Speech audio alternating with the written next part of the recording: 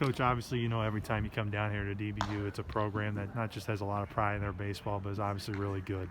This year with this DBU team, what stands out? Well, it's the same thing every year, right? They're well coached. They have very good at bats, 1 through 9. It seems like they run the bases extremely well. Their pitchers are going to come at you. Defense is always solid. They're just a solid club. I mean, if you think about it in terms of how you got to go in and beat somebody, that's just what you have to do. They're not going to give you games. You got to beat them. Well, you knew last weekend was big just in terms of getting momentum to head into a series like this. So what's been your message to your guys all week long?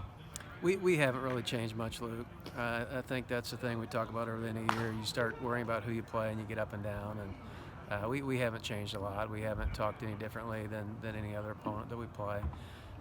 You don't have to. I mean, the players are smart. They're aware of what's ahead of us. So we've just had a normal week, same prep as any other week. And I think the big thing is just get them to a point that we're still trying to find that consistency and fix some things. So we've got our own issues, let alone worrying about somebody else. But I think the bottom line is you got to take every weekend like it is when it comes to you. And there are going to be a lot of things happen this weekend. We got to make adjustments. We got to do things. So we fully expect to have a tough weekend in terms of the opponent we're playing, the respect we have for them, and we've got to be able to do some things and take some things to them as well.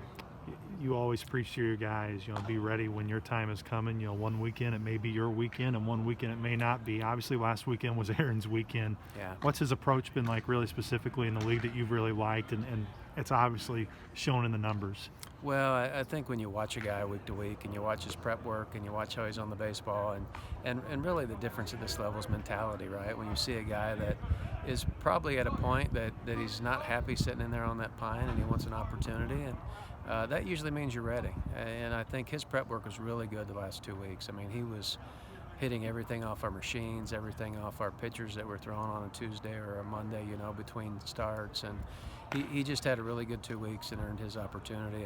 And when he got it, boy, did he take advantage.